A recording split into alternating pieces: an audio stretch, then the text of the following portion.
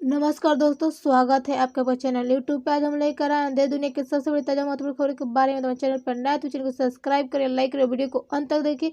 चलिए हम बात करते हैं सुबह के सबसे महत्वपूर्ण ताजा खबरों के बारे में। तो देश में कोरोना वायरस 23,185 नए केस के साथ संक्रमितों का आंकड़ा 99 लाख के पार। आत्मनिर्भर भारत पैकेज में मोदी सरकार ने MSMEs को दिए 21 करोड़ रुपए। थोक महंगाई की दर में 9 महीने के रिकॉर्ड स्तर पहुंच गई। आलू के दाम 115% की बढ़े। भारत का पहला स्टील ग्रिफेट हिमगिरी में शामिल। ऐसे 7 और शिप का निर्माण जारी है।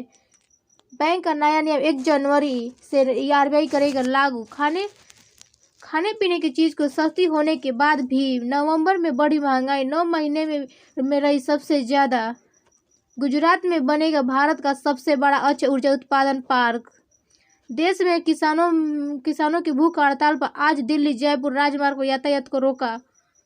ट्रेन के आखिरी में अब नहीं गार्ड का डब्बा नहीं बनेगा, लगने जारी विशेष। भारत का पहला स्टील फ्रिगेट हिमगिरी नौसेना में शामिल। ऐसे 7 और शिप का निर्माण जारी। भारत की पहाड़ी श्रृंखला के नाम पर बनाई जा रही 7 स्टील फ्रिगेट।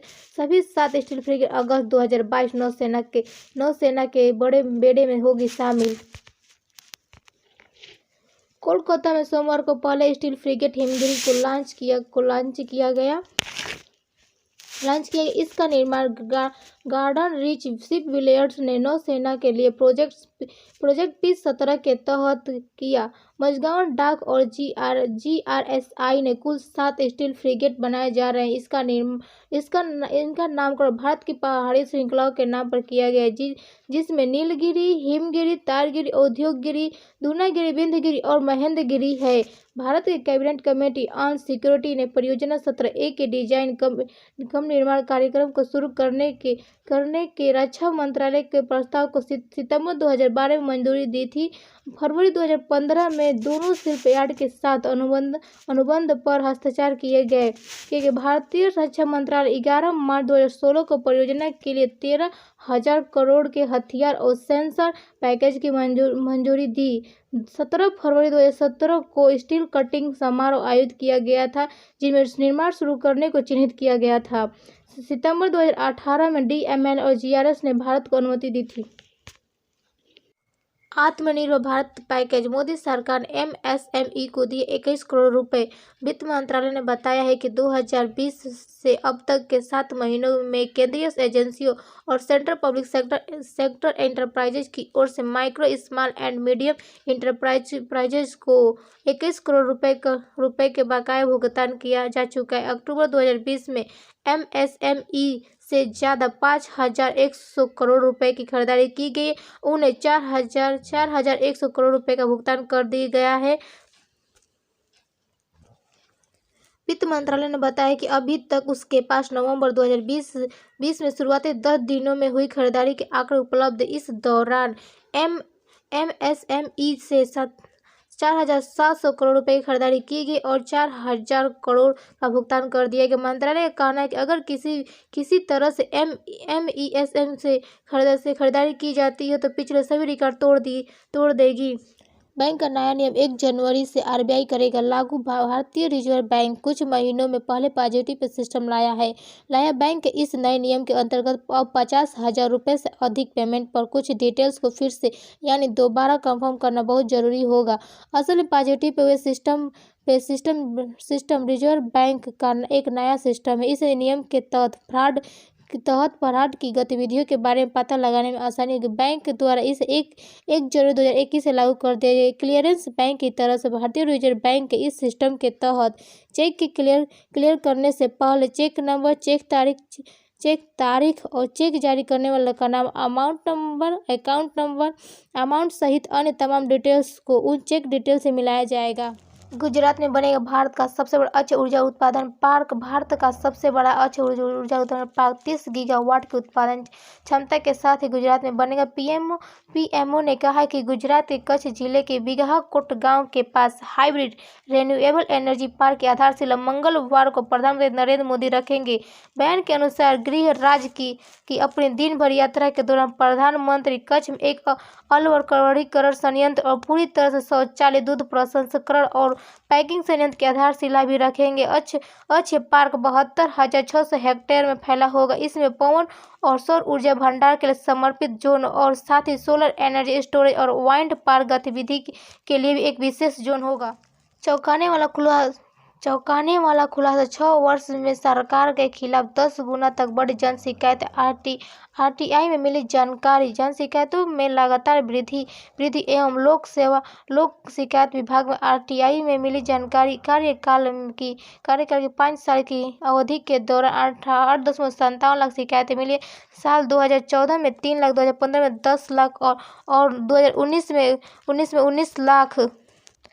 19 लाख की शिकायतें मिली। पिछले 6 सालों में विभिन्न सरकारी विभागों के खिलाफ जनता की शिकायतों में अत्यधिक उछाल आया है।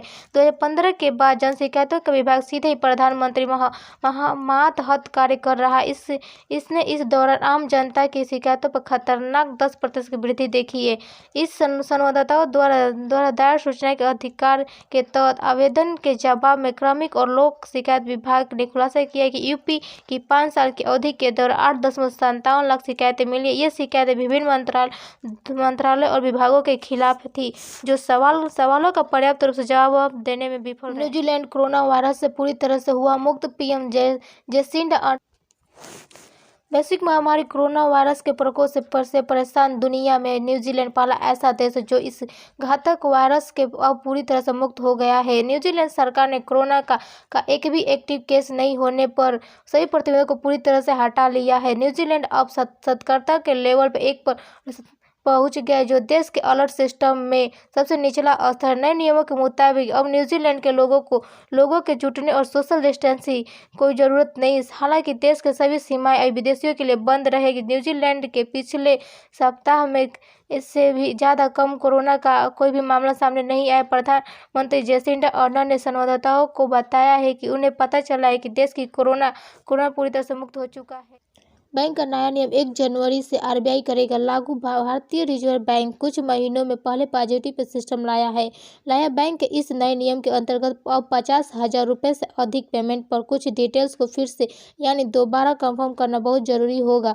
असल में positive pay system reserve bank का एक नया सिस्टम है। इस नियम के तहत फ्रॉड की गतिविधियों के बारे में पता लगाने में आसानी होगी। बैंक द्वारा इसे 1 जनवरी 2021 से लागू कर दिया गया। क्लियरेंस बैंक की तरफ से भारतीय रिजर्व बैंक के इस सिस्टम के तहत चेक के क्लियर करने से पहले चेक नंबर, चेक तारीख और चेक जारी करने वाले का नाम, अकाउंट नंबर, अमाउंट सहित अन्य तमाम डिटेल्स को उन चेक डिटेल से मिलाया जाएगा। चांदी भी हुई सस्ती। घरेलू बाजार में सोने की कीमतों की गिरावट दर्ज की गई। वहीं चांदी के भाव 629 रुपये प्रति किलोग्राम घट गए। जानकारों के मुताबिक अंतर्राष्ट्रीय बाजारों में सोने चांदी की कीमतों में गिरावट के कारण भारतीय बाजार में दोनों कीमती धातुओं के दाम घट रहे हैं। दिल्ली शराब बाजार में 14 दिसंबर 2020 को सोने के भाव में 460 रुपये प्रति 10 ग्राम की कमी आई। वहीं चांदी के दाम में भी घट गए।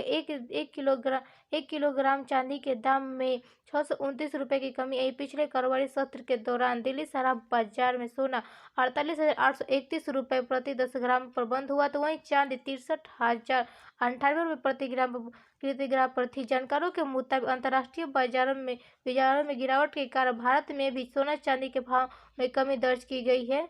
दिल्ली शराब बाजार में सोमवार को सोने का भाव 460 रुपये प्रति 10 ग्राम घट गया।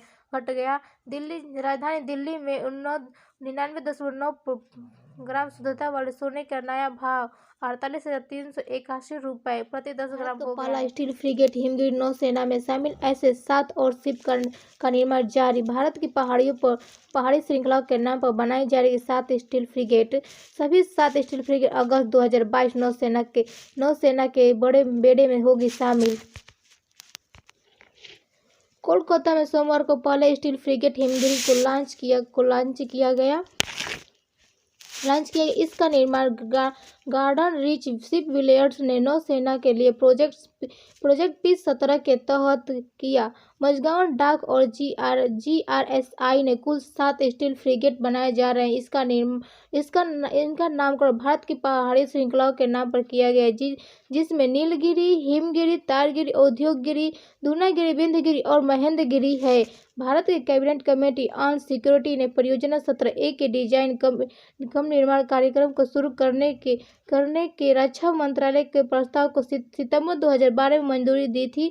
फरवरी 2015 में दोनों शिपयार्ड के साथ अनुबंध पर हस्ताक्षर किए गए। भारतीय रक्षा मंत्रालय 11 मार्च 2016 को परियोजना के लिए 13,000 करोड़ के हथियार और सेंसर पैकेज की मंजूरी दी। 17 फरवरी 2017 को स्टील कटिंग समारोह आयोजित किया गया था, जिसमें निर्माण शुरू करने को चिन्हित किया गया था।